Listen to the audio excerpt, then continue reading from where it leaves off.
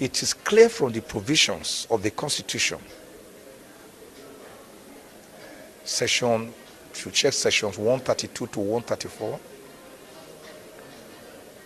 that the winner of the presidential election must not only win plurality of the votes, that is the most number of votes, he must also win 25% in each of at least 2/3 of the Nigerian states and the Federal Capital Territory. What does that mean?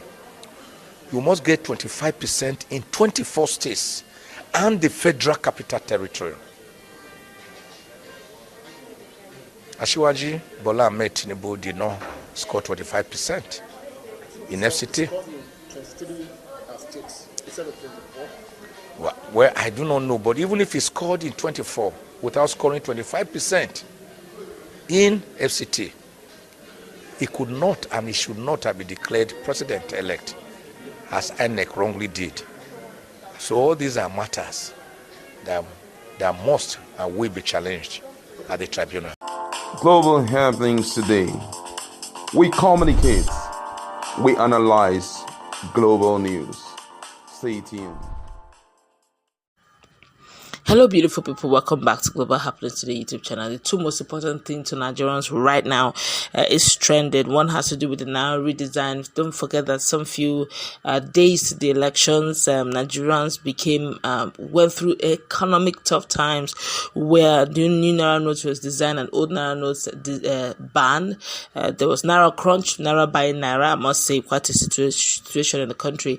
A Supreme Court have sat on that. Nigerians will now know their fate if we continue with these unreasonable queues in Nigeria. And another news as well, the drama has begun already. Remember that some few hours back, Peter Obi had promised Nigeria that he's going to get back his mandate through legal process. It has begun, and it will shock you how he's beginning his case. I must say the man is meticulous. Well, before we go to the news proper, kindly subscribe to our channel. Click on the red subscribe button beside it to say bell notification icon. Go ahead, please click on it to get notified as soon as we update our channel or YouTube. All right, let's start with the court verdict, the Supreme Court verdict on the old Naira note. Well, according to the news, the Supreme Court, as at Friday, nullified the ban by the Central Bank of Nigeria, CBN, on the use of the old 200 Naira note, 500 Naira note, and 1,000 Naira banknotes as legal tenders. Report has it that the Apex Court, in a unanimous decision by a 7-member panel of justices, held that the old banknotes should remain valid legal tenders until December 31st, 2023. It's held that the old Naira notes should be used alongside the redesigned currencies. That's one Nigeria now. Nigeria now have two currencies. Now, wow.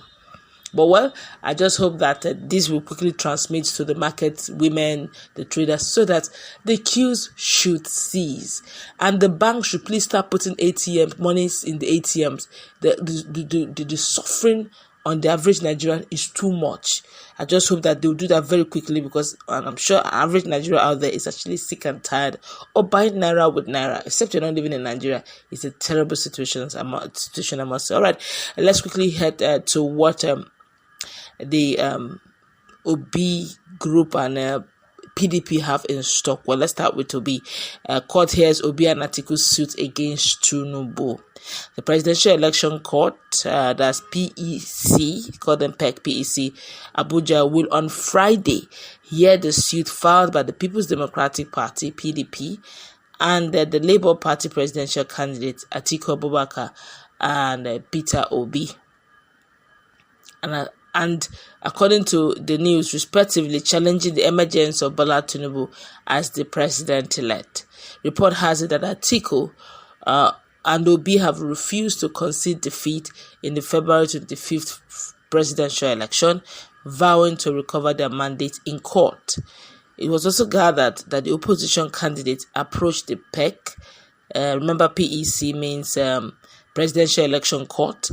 Also approached the PEC specifically to be able to inspect the election materials used for last Saturday's elections. Both motions with the Independent National Electoral Commission (INEC) and two others as respondents have been listed for hearing today, Friday.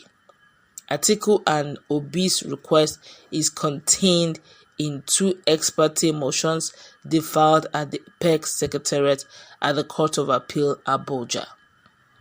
While Atiku came second in the poll with 6,984,520 votes, Labour Party's Peter Obi had 6,101,533 votes to come third. Alright, but in the previous video, you would agree with me that Atiku went a step further on his own filing of suit. He made sure that, especially in the northern state, the 6 states, according to him, where he had the strongest point, insisted that they should nullify and make it null and void, and they should recount it. And most of those 6 states, actually 6 PDP states, which he assumed and believed that he was rigged out. Personally, this is my personal opinion, I feel that Obi should not go into any alliance of any kind. Look, I've seen this thing play out before. If you could recollect what happened in Imo State, where a third president, where Ihedioha was set aside by Supreme Court, and for whatever reasons, Uzodinma became the governor.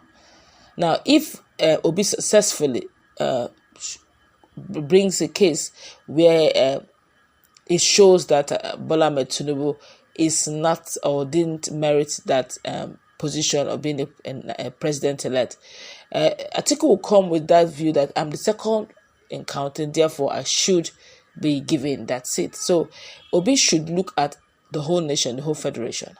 All right. Look at Lagos. Now, if you check properly, you notice that based on what made Obi to carry third, is approximately 800,000 votes.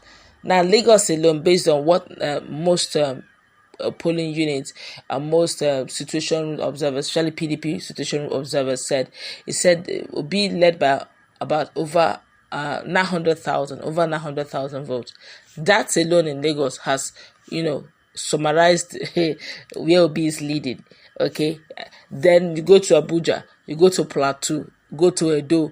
Oh, come on, all those places where Obi had landslide win and they reduced it to a marginal win, you just see that Obi would have more than 25% in all the states, except for maybe the core north, where the likes of Peter Obi, rather the likes of Atiku Abubakar had a strong say. But then, if you want to also look at it, Nasarawa and the likes, he was able to pull some stunts, which is about 25% if you look at it across board. And FCT, Lagos, which are the center stage, and even with River State too. If you had to review all of that, you would agree with me that Peter Obi's win shouldn't be in doubt. If based on what they calculated, based on what LP have calculated, they are of the opinion, they believe that they had 16 states in their coffers. If they are to recount and all that, they have 16 states in their coffers, which means the APC and the PDP share the remaining states. That clearly shows that Peter Obi had a clean win.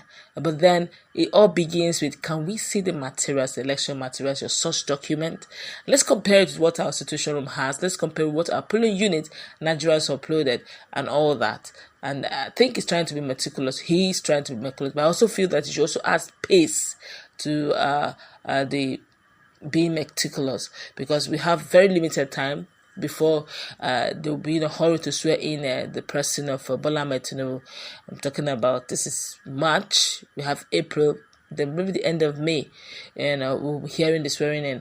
I believe that there should be some sort of haste in this. While they're being meticulous, put some sort of haste into this matter. Yes, there's been a lot of prophecy on that. I believe in prophecies, but I also believe that you need to act, for the prophecies to come to pass. I believe Obi have the mandate, based on the fact that he needs to prove that he has the mandate. So we should come out with the evidences as the corporate. And I also pray that this is not the time, honestly, for them to start their adjourning of cases. This is not the time. Nigerians are watching. Nigerians want this case to be heard, hopefully, between now and before May 20th. So we'll know our fate. That's going to wrap it up.